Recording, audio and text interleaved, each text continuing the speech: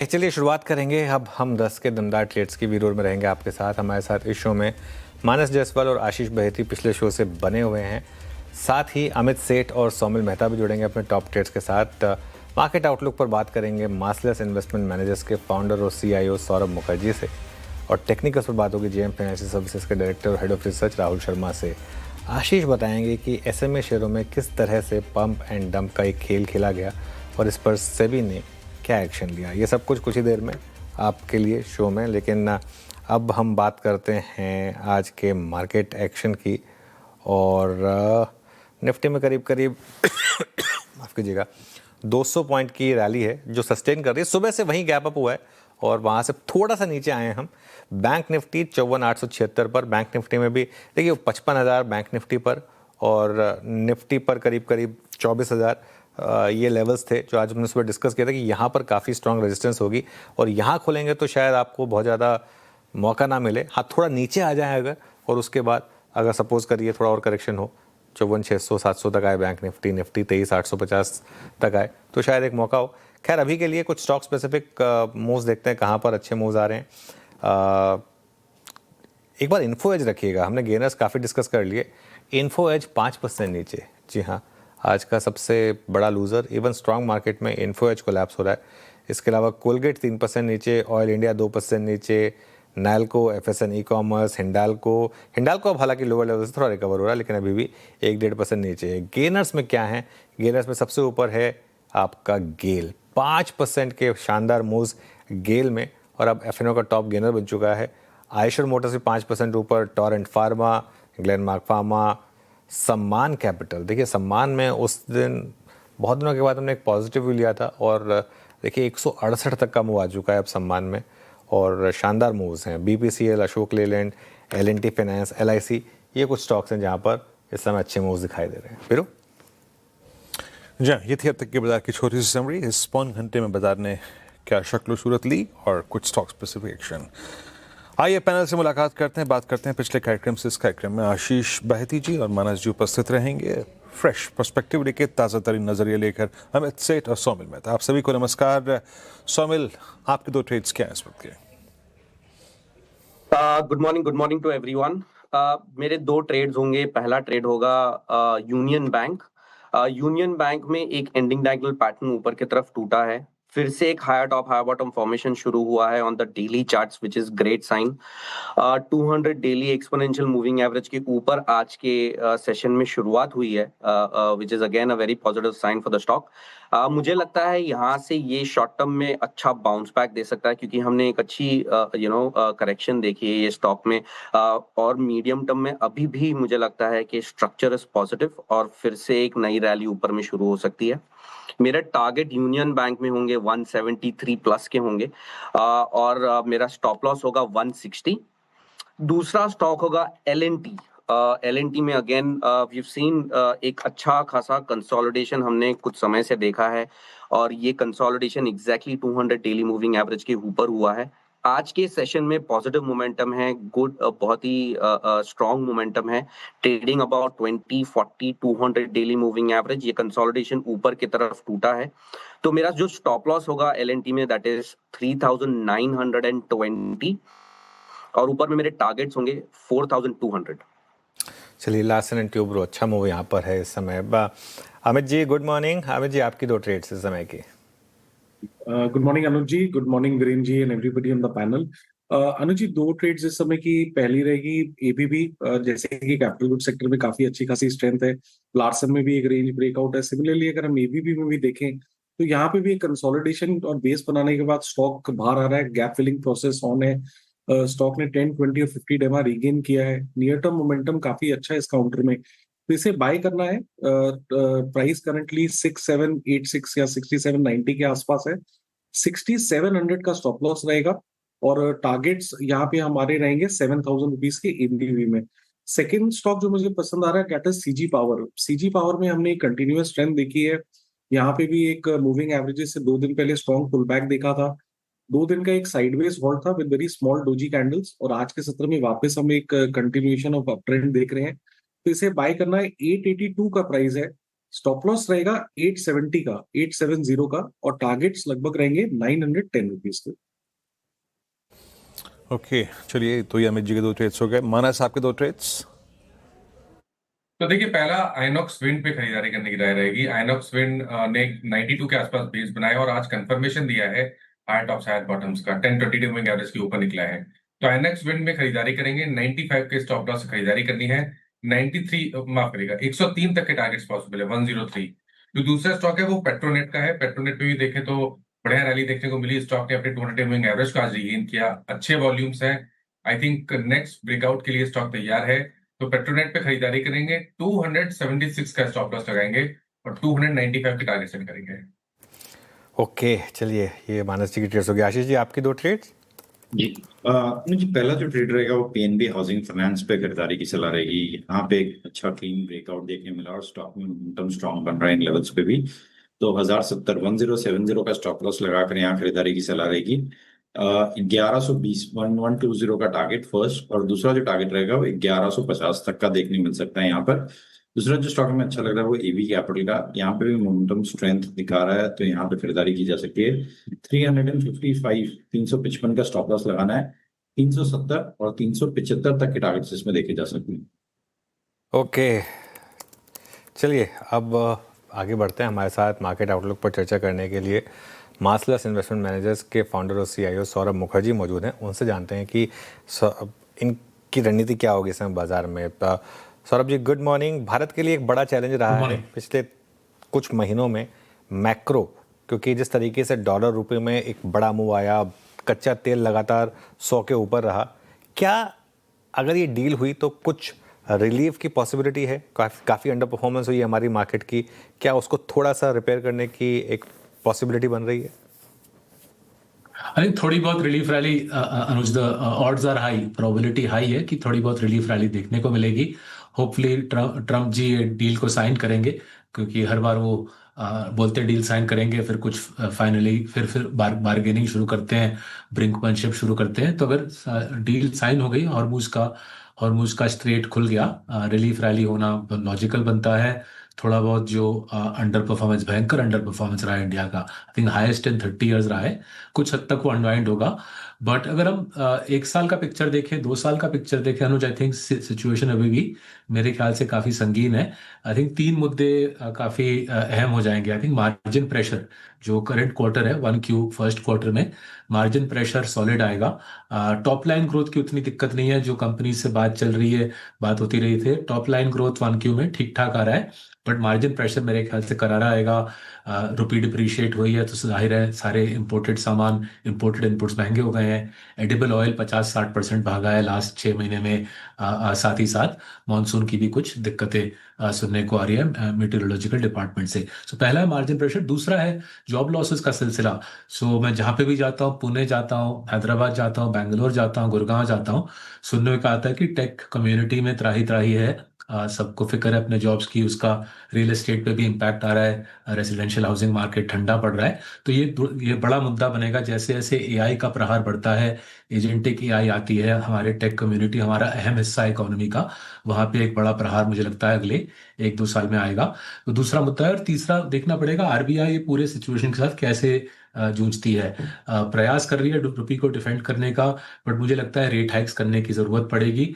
जिस प्रकार से इन्फ्लेशनरी प्रेशर्स बन रहे हैं, आई थिंक आरबीआई को नेक्स्ट 6 महीने में रेट हाइक्स करने की जरूरत पड़ेगी, उसका भी मार्केट पे असर पड़ेगा। सो ओवरऑल हमारी रणनीति है ये कि एक्सपोर्ट ओरिएंटेड स्टॉक्स पे फोकस करें। इंडिया के एफटीएस जो साइन किए हैं वो शानदार एफटीएस है, उससे पैसा बनाने का प्रयास करें। और साथ ही साथ जैसे हम लास्ट 4 साल से करते आए हैं, ग्लोबली इन्वेस्ट करें, अपने क्लाइंट्स को भी इनकरेज करें कि ग्लोबली यूएस में, यूरोप में, ईस्ट एशिया में पैसा लगाएं। बिल्कुल सौरभ जी, तो एक सेकंड, आप कह रहे हैं कि एक्सपोर्ट ओरिएंटेड सेक्टर्स में फोकस करें, क्या आईटी भी उसमें शामिल होगा या फिर उसको अभी आप अवॉइड करेंगे क्योंकि उसके खुद के चैलेंजेस रहे हैं?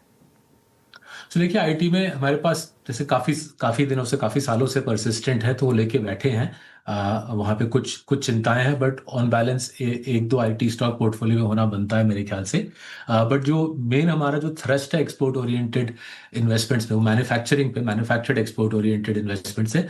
तो textiles, auto ancillaries, precision engineering organic chemicals, pharmaceuticals, इस प्रकार के एक्सपोर्ट ओरिएंटेड स्टॉक्स। जो सबसे मेरा पुराना एग्जांपल है, 2019 में आई थिंक हमने डिवीज लैब लिया था, वो हमारे लिए अभी भी बड़ा पोजीशन है। उस प्रकार की चीज़ें जो मैन्युफैक्चरिंग एक्सपोर्ट्स हैं, वहाँ पे हमें लग रहा है कि एफटीए के बदौलत, यूरोप के साथ, यूके के साथ एफटीए के बदौलत, रुपये के टूटने के बदौलत, चाइना +1 की वजह से बड़ा फायदा रहेगा इंडिया को आने वाले वर्षों में। और जैसे जैसे हमारा आईटी सेक्टर अनवाइंड करता है एआई के प्रहार की वजह से, जैसे हमारे आईटी सेक्टर में प्रेशर आता है, जाहिर है रुपये उस मुताबिक वीकन होगा। जैसे जितना रुपये कमजोर होगा, उतना एक्सपोर्टर्स को फायदा मिलेगा। जो हमारे मैन्युफैक्चरिंग एक्सपोर्ट्स के लिए लास्ट 30 साल में सबसे बड़ा मुद्दा रहा है कि हमारी करेंसी ओवर वैल्यूड रही है हमारे 300-400 बिलियन डॉलर आईटी एक्सपोर्ट्स की वजह से। जैसे जैसे हमारे आईटी एक्सपोर्ट्स पे दबाव आता है, जाहिर है उस मुताबिक करेंसी वीकन होगा और हमारे एक्सपोर्टर्स बांग्लादेश, वियतनाम जैसे कंट्रीज के साथ compete कर पाएंगे 2027 से, मेरे ख्याल से। सौरभ जी नमस्कार, वीरेंद्र बोल रहा हूँ। ऐसे में आई मीन जो आपने बात कही एक्सपोर्ट से संबंधित, आप फार्मा को कैसे रीड कर रहे हैं? आपने लास्ट 3 साल में बहुत सारी डायग्नोस्टिक कंपनियां फार्मा पे थोड़ा फोकस भी किया, मेरी बातचीत भी हुई आपसे। फार्मा में आपका अलाइनमेंट कैसा है और एक इन्वेस्टर का कैसा अलाइनमेंट होना चाहिए इस वक्त, स्पेशली जिनके एक्सपोर्ट्स काफ़ी स्ट्रॉन्ग है? ये पूरा जो हेल्थ केयर का जो स्पेस है, वो हॉस्पिटल हो, डायग्नोस्टिक्स हो, फार्मा हो, फार्मा एंसिलरीज हो, फार्मा को जो सप्लाई करते हो, वो पूरा स्पेस हमको भाता है, हमको लगता है अच्छा स्पेस है।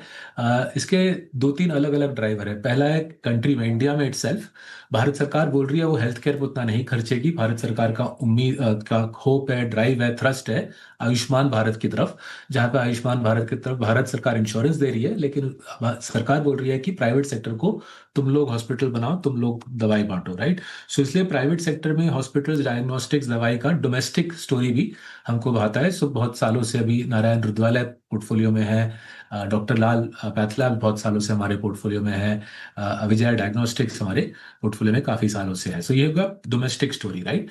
साथ ही साथ जो विदेशी एक्सपोर्ट ओरिएंटेड स्टोरी है फार्मा और ऑर्गेनिक केमिकल्स में, और अभी इंक्रीजिंगली हॉस्पिटल्स में, नारायण हृदयालय का मेजॉरिटी प्रॉफिट तो भी इंडिया के बाहर से आता है, वो भी हमको भा रहा है। बिकॉज चाइना +1 में जो हमारी बात चल रही है लास्ट 2-3 साल में वेस्टर्न ड्रग मेजर्स के साथ, वेस्टर्न फार्मा मेजर्स के साथ, वो बिल्कुल क्लियरली समझा रहे हैं लास्ट 2-3 साल से कि यूएस सरकार ने साफ साफ बोला है कि चाइना के ऊपर एपीआई डिपेंडेंसी घटनी चाहिए।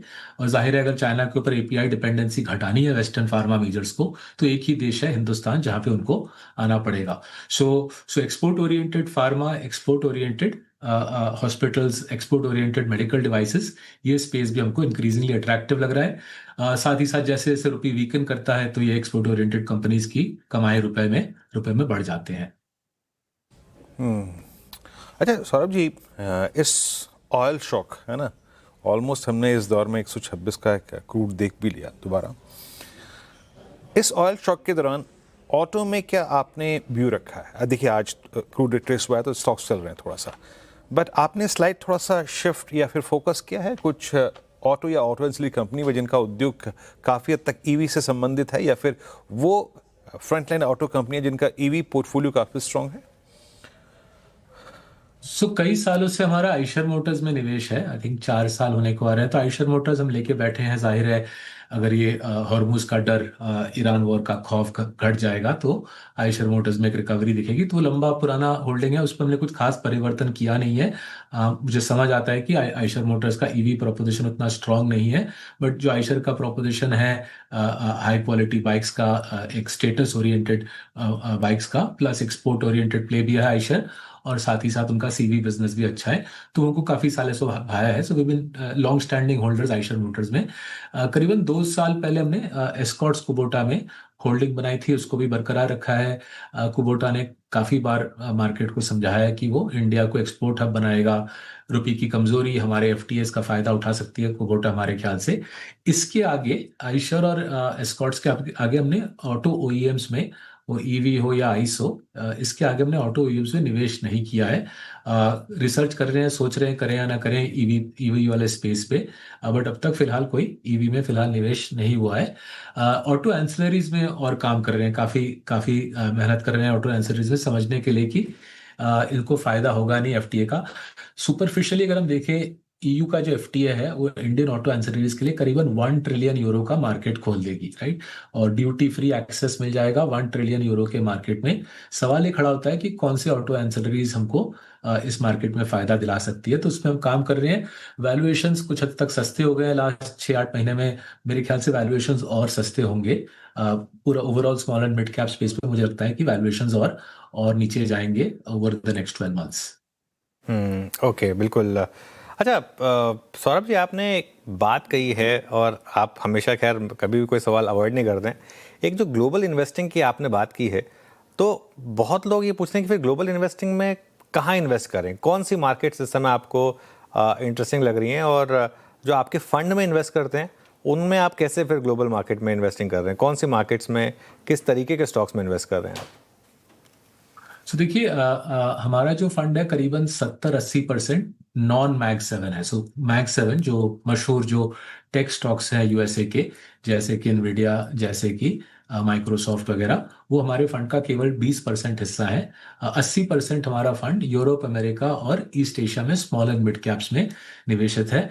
अगर हम स्मॉल एंड मिड कैप्स पे फोकस करें, राइट, यूएसए के स्मॉल एंड मिड कैप्स में उनका डिस्काउंट, अनुज, उनका डिस्काउंट लार्ज कैप्स के मुकाबले 30 ईयर हाई पे है। मतलब यूएसए में और एक्चुअली यूरोप में भी स्मॉल एंड मिड कैप्स आपको 15-16 पीई में मिल रहे हैं। इनकी अर्निंग्स ग्रोथ 17, 18, 19, 20% डॉलर आ रहा है। ओवरऑल हमारी पोर्टफोलियो की अर्निंग्स ग्रोथ 20% डॉलर से ज्यादा भाग रही है लास्ट 3-4 साल में। सो अर्निंग्स ग्रोथ तगड़ी है, बिकॉज जिस पैमाने पे यूरोप और अमेरिका में कैपेक्स हो रहा है वो कभी पहले देखा नहीं गया है। तगड़ा कैपेक्स है, अर्निंग्स ग्रोथ हाई टीन्स, लो 20s में डॉलर टर्म्स में बात कर रहा हूँ, और valuation small and mid cap में हमको 15, 16, 17 पी मिल रही है। तो वैल्यूएशन सस्ता है, अर्निंग्स ग्रोथ तगड़ी है, अर्निंग्स विजिबिलिटी भी अच्छी है। अगर हम जैसे एयरलाइन इंडस्ट्री का उदाहरण दे रहा हूँ, एयरबस की ऑर्डर बुक 2041 तक फिल्ड अप है, राइट। जाहिर है एयरबस के सारे सप्लायर्स के पास दबा के धंधा है। सीमेंस जो टरबाइन बनाती है, जर्मनी की कंपनी, फ्रैंकफर्ट में लिस्टेड, उसका ऑर्डर बुक अगले 10 साल भरा हुआ है। तो जाहिर है सीमेंस के सप्लायर्स को भी जबरदस्त ऑर्डर बुक विजिबिलिटी है। कोई भी सप्लायर डेटा सेंटर्स में जो डेटा सेंटर्स का सामान सप्लाई कर रहा है, वो कनेक्टर कर रहा हो, जनरेटर कर रहा हो, सर्किट ब्रेकर कर रहा हो, उसका भी ऑर्डर बुक अगले 5-6 साल भरा हुआ है। सो इसलिए हमको वैल्यूएशन की जो छवि दिखती है यूरोप अमेरिका में, वो 1 पेग का दिखता है। मतलब जितना ग्रोथ उतना पीई मल्टीपल। उस प्रकार का सस्ता वैल्यूएशन मैंने हिंदुस्तान में लास्ट 15-16 साल देखा नहीं है। लीमन ब्रदर्स के बाद वैसा वैल्यूएशन इंडिया में दिखा नहीं है हमको इसलिए हमें उतना हिचकिचाहट नहीं होता यूरोप में और अमेरिका के स्मॉल एंड मिड कैप्स में डालने का। हाँ, ये बात जरूर है कि मैग 7 जो है, जो मशहूर टेक स्टॉक्स है, वो थोड़े महंगे लगते हैं, वहां पे हमारा पोजीशन छोटा है। एक आखिरी सवाल, बहुत वेरी क्विकली, वरुण बेवरेजेस आपके लिए काफ़ी शानदार स्टॉक रहा है, वो अभी भी है क्या आपके पोर्टफोलियो में? और आपने ये जो रीसेंट न्यूज़ फ्लो था उसका पेप्सी के साथ, सॉरी, जो उन्होंने जो बॉटलिंग का जो उन्होंने करार बढ़ाया लेकिन वो एक्सक्लूसिविटी हटाई, उसे आप कैसे देख रहे हैं? नहीं अनुज जी, हमारे पास वरुण बेवरेजेस नहीं था। हमने स्टॉक को जरूर देखा है रिपीटेडली, बट निवेश नहीं किया था। जाहिर है अगर पेप्सी जैसा कंपनी का साथ लॉन्ग टर्म रिलेशनशिप बनी हुई है और समर तगड़ी होगी, summer in fact this is one of the hottest summers we seen ever in India, तो इस प्रकार की कंपनी के लिए फायदा है। बट ये हमने कभी ओन नहीं किया था, लेकिन रिसर्च जरूर करके रखा है इसके ऊपर हमने। चलिए ठीक है, सॉरी मेरी तरफ से थोड़ी गलती हो गई, मेरे को जो मेरे पास जो रिसर्च थी उसमें था कि शायद था आपके पोर्टफोलियो में। खैर कोई बात नहीं, थैंक यू सो मच आज हमारे साथ जुड़ने के लिए। Thank you and all the best. चलिए आगे बढ़ते हैं। अब एसएमए शेयरों में पंप एंड डंप पर सेबी ने बड़ा एक्शन लिया है। सेबी ने गलत तरीके से कमाए करीब 20 करोड़ रुपए जब्त किए हैं। ये खेल कैसे होता था और किन शेयरों के नाम आए हैं, ये पूरी डिटेल्स आशीष से जानते हैं। आशीष बताइए। सर बहुत ही इंटरेस्टिंग केस है। सेबी का ऑर्डर 234 पेजेस का है और पूरी तरीके से देखें तो सेबी की तरफ से इसमें जांच पड़ताल की गई है और ये बड़ा खुलासा यहाँ पर देखने को मिला है, जहाँ पर सोशल मीडिया हैंडल्स के द्वारा पंप एंड डंप किया जाता है। ये एक ही परिवार के लोग हैं जो एक्स पर भी पोस्ट करते थे, टेलीग्राम पर भी पोस्ट करते थे और हो सकता है कि कई व्हाट्सएप ग्रुप, जो शायद दर्शक भी उनका हिस्सा हो क्योंकि उनकी संख्या बहुत ज़्यादा है, उनके भी एडमिन बने हुए थे। पूरा का पूरा परिवार आप देखें तो इस पंप एंड डंप में पूरी तरीके से इन्वॉल्व था। अब इसमें अगर आप देखें तो सेबी ने करीब 20 करोड़ 25 लाख जब्त किए गए। रोहन गुप्ता, हेमंत गुप्ता समेत गुप्ता परिवार के 7 ऐसे जो सदस्य हैं, इनके ऊपर यहाँ पर पाबंदी लगी है। अब दरअसल ये चल रहा था कांड 2023 से लेकर 2026 के बीच में, जहाँ पर 82 स्टॉक्स के अंदर इन्होंने ये पंप एंड डंप किया है, लेकिन कुछ ही सामने रखेंगे। हालांकि 234 पन्ने हैं और बहुत इंटरेस्टिंग केस। अच्छा, इस ऑर्डर में ये भी कहा गया है कि ये जो कर रहे थे, इन्हें पता था कि आगे जाके पकड़े जाएंगे और एक दूसरे को आगाह भी कर रहे थे कि यहाँ पर सेबी काफ़ी ज़्यादा सख्त हो गया है, एल्गो यूज़ कर रहा है। लेकिन इसके बावजूद भी, जैसे कहते हैं ना कि विनाश काले विपरीत बुद्धि, पता था कि गलत है, फिर भी लगातार लालच के कारण करते चले गए और 1000 करोड़ से ज़्यादा का टर्नओवर कर लिया और जो इनका मुनाफा था ये 242% बढ़ गया और करीब करीब 58 करोड़ इस पंप एंड डंप के द्वारा से इन्होंने कमाए हैं। अब दरअसल आप देखें तो मॉडस ऑपरेंडी तो सब समझ ही चुके होंगे कि क्या करते थे। छोटे कम वॉल्यूम के एसएमई जो स्टॉक, जहां पर सीएनबीसी आवाज़ आपको लगातार आगाह करता गया है, उनके ऊपर ये एक स्पेशल रिसर्च बनाते थे, ऑर्डर बुक को बहुत अच्छी तरीके से डेकोरेट करके एक्स के हैंडल पर पोस्ट करते थे, उसके बाद व्हाट्सएप ग्रुप पर, फिर टेलीग्राम के चैनल्स पर लगातार, और इन सबसे पहले तगड़ी पोजीशन कई लॉटों में 5-5 लॉट 7-7 लॉट की खरीदारी यहाँ पर की जाती थी। और उसके बाद जब जैसे ही सोशल मीडिया पर स्टॉक प्रमोट हो गया, लोग खरीदने आ गए, अपर सर्किट लग गया, तो धीरे धीरे, और इनफैक्ट कई इंस्टेंसेस में तो रखा है कि कुछ मिनटों के अंदर ही यहाँ पर इनकी तरफ से पंप एंड डंप यहाँ पर देखने को मिला। लेकिन बड़ा सवाल ये कौन से स्टॉक्स हैं, लिस्ट आपकी स्क्रीन पर आओगी। कई नाम आपने सुने नहीं होंगे, लेकिन इनको बहुत ही ग्लोरीफाई करके बताया गया। एफकॉम होल्डिंग्स, यहाँ पर देखिए सेबी की तरफ से पूरी डिटेल्ड रिसर्च है कि कैसे स्टॉक को चमकाया और फिर उसके बाद इसे डंप किया। स्टर्लिंग एंड विल्सन है, मेसन इंफ्राटेक है, K2 इंफ्राजेन, बुंडाडा इंजीनियरिंग जैसे जो स्टॉक्स हैं, यहाँ पर कई बार एक ही चीज़ को लगातार प्रमोट करते गए, लोगों को फंसाते चले गए और बड़ा मुनाफा कमाया। जी, तो ये अगर आप देखें एसएमई शेयरों का में एक बड़ा, अगर आप देखें कि घटना, मुझे कहता है ना 100 सुनार की 1 लोहार की, गए, हो गया काम सब पूरा, है ना। शुक्रिया आपका आशीष इस पूरी चर्चा के लिए। अब एक काम करते हैं, थोड़ा सा विषय को बदलते हैं। अब एक बार फिर से बाजार की टेक्निकल प्लेसमेंट पे आते हैं। मीनवाइल निफ्टी फिर एक बार 24,000 को हिट करने का अटेम्प्ट लेता हुआ। जेएम फाइनेंशियल से राहुल शर्मा। राहुल जी नमस्कार, कार्यक्रम में स्वागत है। कैसे अप्रोच कर रहे हैं आप बाजार को इस वक्त, और ये जो इस हफ्ते का प्लेसमेंट है, ये खबरें and very close to expiry, texture क्या कह रहा है आपको इस वक्त बाजार का? जी हाँ वीरेंद्र जी, देखिए मुझे तो लग रहा है कि पिछले कुछ दिनों के कंसोलिडेशन के बाद आज इनफैक्ट निफ्टी जो है अपने अपर एंड ऑफ जो एक रेंज है 24,000 के आसपास वहां पर आ गया है। मुझे लगता है कि 1 या 2 दिन यहाँ वहाँ ये 24,000 का ब्रेकआउट निफ्टी में देखने को मिलेगा। और इसका रीजन ये है कि मिड कैप्स और स्मॉल कैप्स एक अलग ही तेजी में है। इनफैक्ट सबसे पहले मिड कैप इंडेक्स ने 50 नया हाई लगाया, स्मॉल कैप्स भी अच्छा करे, लार्ज कैप उल्टा कैचअप करने वाले मिड और स्मॉल को। तो मुझे लग रहा है कि अब जो ये जियोपॉलिटिकल डेवलपमेंट हुआ है कि एक डिटेल पीस प्लान बनाया गया है और ओवरऑल जो सेंटीमेंट इंप्रूव हुआ है क्रूड ऑयल प्राइसेस के नीचे आने से, हमें लगता है 24,000 का लेवल सूनर देन लेटर निकलेगा और 24,600 का जो अगला पड़ाव है निफ्टी में टेस्ट होता हुआ दिखेगा। और 24,600 का जो लेवल है बहुत इंपॉर्टेंट लेवल है शॉर्ट कवरिंग के पॉइंट ऑफ व्यू से। तो ये पूरा जो एफआई की जो बड़ी शॉर्ट पोजीशनिंग है, हमें लगता है कि 24,600 जब भी निकलता है तो शॉर्ट यहाँ पर कवर होते हुए दिखेंगे और निफ्टी के में ओवरऑल सेटअप और भी बढ़िया होता हुआ दिखेगा। तो हमारा व्यू यहाँ पर पॉजिटिव है। अगर आज या कल में एक्सपायरी के वजह से कोई वोलेटिलिटी आती है तो बाय ऑन डिप की रणनीति रखे।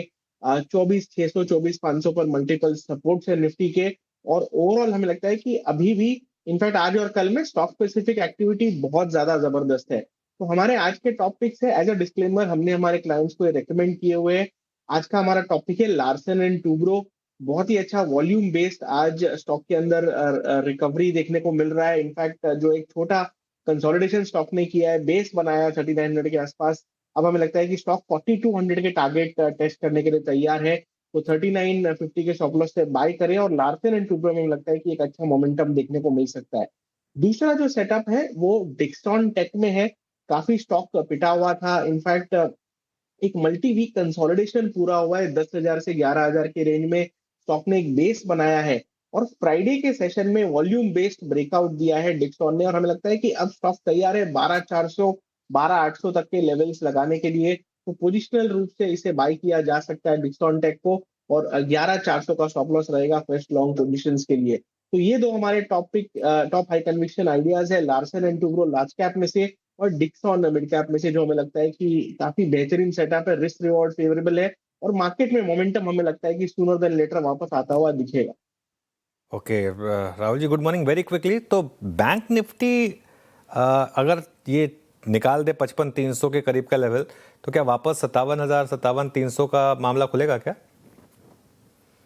जी हाँ, बिल्कुल। इनफैक्ट फ्राइडे के सेशन एफआईज की डेटा काफी पॉजिटिव थी बैंक निफ्टी फ्यूचर्स में, और अब कच्चा तेल भी नीचे आया, तो हमें लगता है कि ओवरऑल बैंक निफ्टी 57,000 57,500 के लिए पोजीशन करेगा अपने आप को जून सीरीज में।